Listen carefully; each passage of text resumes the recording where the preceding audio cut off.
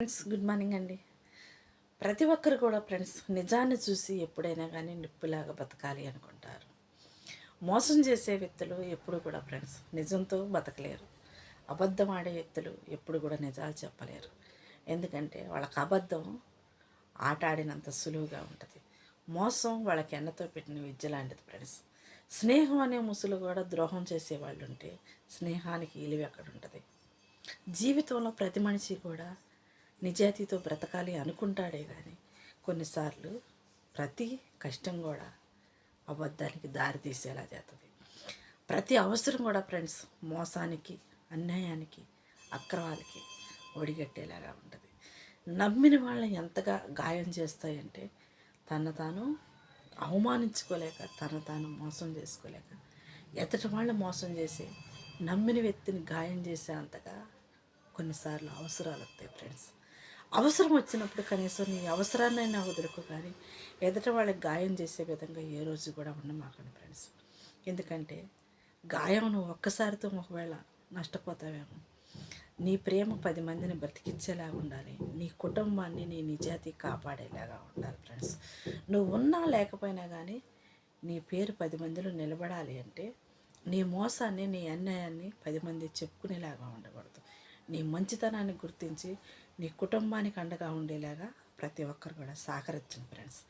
ఎందుకంటే చాలామంది చెప్పే మాట, నేనున్నా లేకపోయినా కానీ నా స్నేహితులు, నా బంధువులు నా కుటుంబానికి అండగా ఉంటారు అంటారు. ఎందుకంటే నువ్వు చేసిన మేలులు అలాంటి, నువ్వు చూపించిన కృతజ్ఞతలాంటి, ఎదుటివాడి అవసరం తీర్చిన వాడు స్నేహితుడు అంటారు. ఎదుటి వాళ్ళకి కష్టం వస్తే ఆదరించిన వాడు బంధువులు అంటారు. కనీసం రక్త సంబంధికులే అసహించుకొని దూరం పెడుతుంటే పట్టడి మెతుకులు పెట్టడానికి తల్లిదండ్రులని వెలివేసే రోజుల్లో ఉన్నప్పుడు, ఆకలిని అలవటించలేక, అడుక్కొని 4 ఇళ్ళకు బతకలేక, పోరాటం చేసే శక్తి లేక ఎంతోమంది కష్టాల్లోనే మగ్గిపోతూ ఉంటారు ఫ్రెండ్స్. వయసు అయిపోయిన తర్వాత ఒక స్థాయిలో మనం జీవించిన జీవితాన్ని జ్ఞాపకం చేసుకొని ఒకప్పుడు మనం ఎలా తినగలిగినాం, ఎలా ఉండగలిగినాం, ఎలా బ్రతకగలిగినాం అని భర్త భార్య ఉంటే చెప్పుకొని సంతోషపడుతుంటారు, బాధపడుతుంటారు, కన్నీళ్ళు కారుస్తుంటారు. ఎందుకంటే కష్టాన్ని దాటిపోవాలంటే గతాన్ని ఎప్పుడు కూడా గుర్తు తెచ్చుకుంటూ ఉంటారు. గతంలో ఏముంటుందంటే వాళ్ళకి చేసుకున్న కష్టం ఉంటుంది, వాళ్ళ పడ్డ బాధలు ఉంటాయి. బాధల ముందు, బలహీనతల ముందు కూడా నిజాలు ఎప్పుడు కూడా ఫ్రెండ్స్ నిలబడి ఉంటాయి.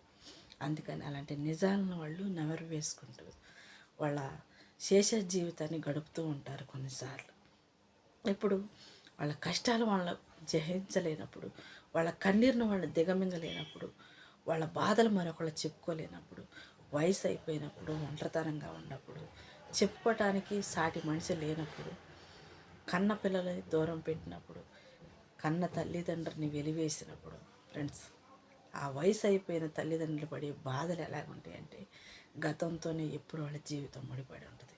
ఒకప్పుడు మన స్థాయి కూడా అలాగే వస్తుంది అని ప్రతి ఒక్కరు కూడా గుర్తుంచుకోనండి. వయసు ఎప్పుడు కూడా ఫ్రెండ్స్ మనతో శాశ్వతంగా ఉండేది కాదు. అందం ఎప్పుడు మనతో ఎప్పుడు ఉండేది కాదు. అందాన్ని చూసి, వయసును చూసి ఎప్పుడు కూడా మనసుల్ని అంచనా వేయమాకండి. కాలంతో పాటు పరిగెత్తే జీవితాలు చూసి ఫ్రెండ్స్, నీ తల్లిదండ్రులు నిన్ను ఎంత కష్టపడి పెంచారు, నీ తల్లిదండ్రులు ఎన్ని ఇబ్బందులు ఎదుర్కొని నేను ఈ స్థాయికి తీసుకొచ్చారు, నీకంటూ ఒక కుటుంబం ఇచ్చిన తర్వాత, నీకంటూ ఒక బాధ్యత వచ్చిన తర్వాత, నీ అనే ఒక బంధాన్ని ఏర్పరచుకున్న తర్వాత కన్నవాళ్ళ కన్నీళ్లు పాడు చేసి పట్టడి మెతుకులు పెట్టలేక ఫ్రెండ్స్ అవమానాలతో నిందించి, బాధించి, వేధించి, నిందించటం మాత్రమే ఒకవేళ అయ్యుంటే వాళ్ళు తట్టుకోగలుగుతారు. ఒకవేళ దూషించితే సర్దుకుపోగలుగుతారు. పట్టడి మెతుకులు పెట్టలేక తోలనాడుతుంటే ఆ మెతుకులు పెదాల నుంచి గుండెల్లోకి దిగలేక, గుండె బాధను మరొకళ్ళతో చెప్పుకొని సల్లార్చుకోలేక ఎంతమంది ముసలివాళ్ళు ఫ్రెండ్స్ ఎంతమంది కన్నీటి పర్యంతం అవుతున్నారు మీకు ఎవరికైనా తెలుసా? ఎందుకంటే మనం ఒకప్పుడు అందం, అహంకారంతో, గర్వంతో బతికిన వాళ్ళమే. కానీ ఈరోజు అంతా అయిపోయిన తర్వాత కడుపులు మంటకు తట్టుకోలేక, ఆకలి బాధలకు అలమటించలేక, కోడలైనా కొడుకైనా పట్టెడు మెతుకులు పెట్టకపోతారని, వాళ్ళ పిల్లల్లో కనీసం తినే మెతుకులన్నా మా కంచాలలో వేయకపోతారని ఎంతోమంది ఎదురు చూస్తుంటారండి. ఆపదలు అన్ని వేళలా రావండి, కానీ ఆకలి ప్రతిరోజు గుర్తింపు చేసిద్ది. మీ తల్లిదండ్రులు మీ కళ్ళ ముందు ఉన్నంతకాలం మీ బాధ్యతను ఎప్పుడూ మర్చిపోకండి ఫ్రెండ్స్. 10 నెలలు మోసి కన్న తల్లిదండ్రుల్ని మీ భార్యలు వచ్చారని మీ బలహీనతను బట్టి మీ 10 నెలలు మోసి కన్న బంధాన్ని నిర్లక్ష్యం చేయొద్దు ఫ్రెండ్స్. అది ఆడవాళ్ళు కావచ్చు, మగవాళ్ళు కావచ్చు. నిర్లక్ష్యం ఎప్పుడైతే మనలో మొదలవుతుందో మన తల్లిదండ్రి అప్పుడే నిరాశకి, బాధకి, వేదనకి గురవుతుంటారు. ఎందుకంటే కన్నవాళ్ళని పట్టించుకోలేని రోజుల్లో మనం ఉన్నప్పుడు ఆ పిల్లలకు అవకాశాలు ఉన్నా లేకపోయినా కానీ తల్లి మనల్ని ఏ రోజు కూడా విడిచిపెడితే మన జీవితం ఏమైపోద్దని ఒక్కసారి ఆలోచించండి friends. Okay, bye, thank you.